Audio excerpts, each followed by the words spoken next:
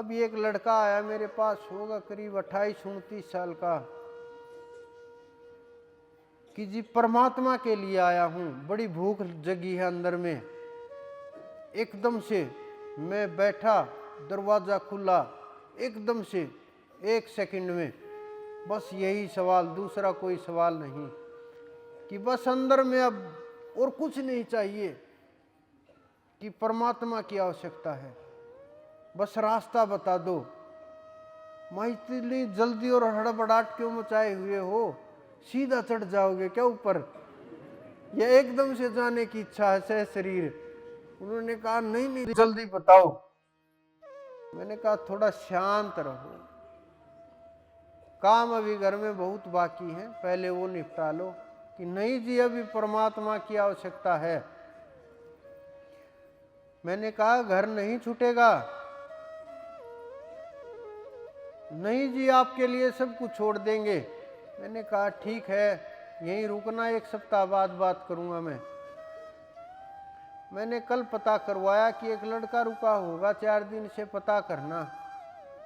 उन्होंने बताया कि वो तो जी उसी दिन रात को ही निकल गया था। फिर मुझे समझ में आया शायद परमात्मा को ढूंढने निकल गया होगा, इधर उधर परमात्मा खो गए होंगे। तो जो ये घटनाएं होती हैं ना, जब तक हम इनसे सीखते नहीं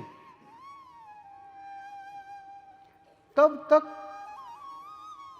जब तक अंदर में विवेक जागृत नहीं होता।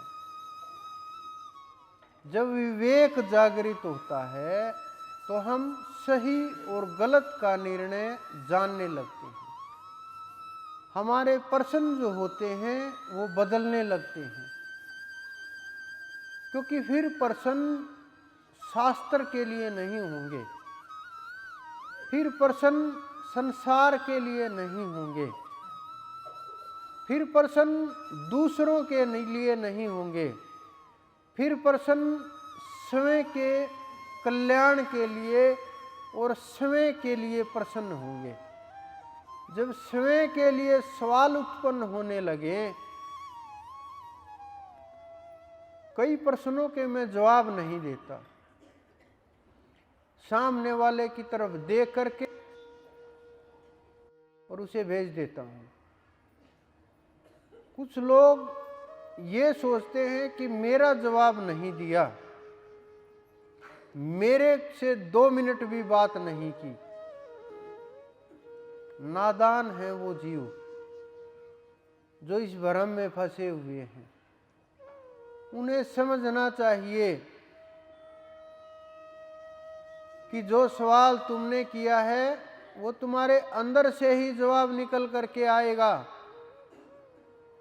बस ध्यान का समय बढ़ाना है, जो आपको बोला बस उतना कर दीजिए।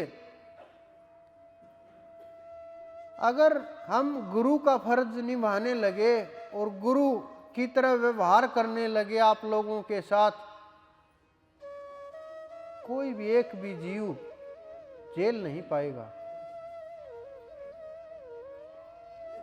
गुरु की सलाह नहीं होती, गुरु का विचार नहीं होता, गुरु के कोई कर्म का दोष भी नहीं लगता, पूर्ण गुरु के कोई कर्म भी नहीं बनता।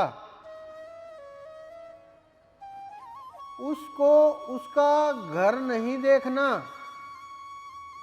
उसको उसका कल्याण देखना है, कि वो परमात्मा प्राप्ति के लिए आया है, कैसे भी करके बस परमात्मा से मिला दिया जाए, कैसे भी, कितना भी कठिन रास्ता हो, जल्दी से जल्दी परमात्मा तक पहुंचा दिया जाए।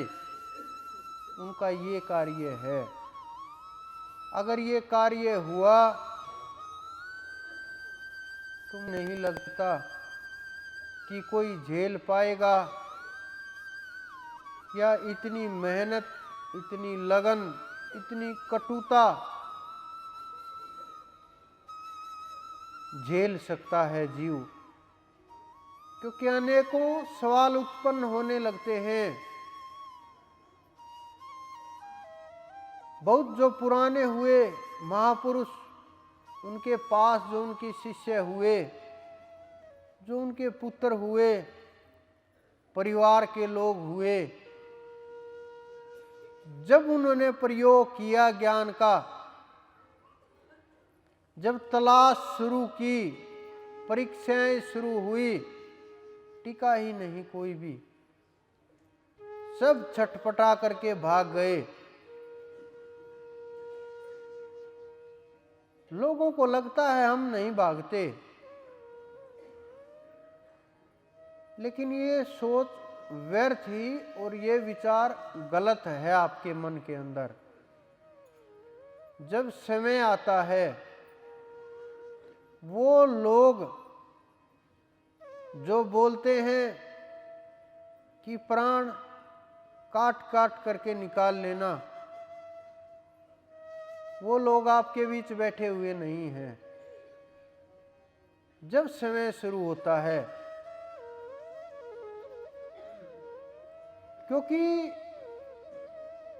जब उस परम तत्व की प्राप्ति होने के नजदीक जब जीव जाता है, तो उसकी जो तैयारी होती है वो भी उतनी ही ज्यादा करनी पड़ती है। और जब छटाई उतनी ज्यादा होगी, तो कोई कोई 8वें चक्कर तक पहुंचेगा, कोई कोई जीव वहां तक सफल होगा, उसके दरबार का पुष्प बनेगा। लेकिन जो उसके चरणों में चढ़ गया, वापिस लौट करके जीव नहीं आता।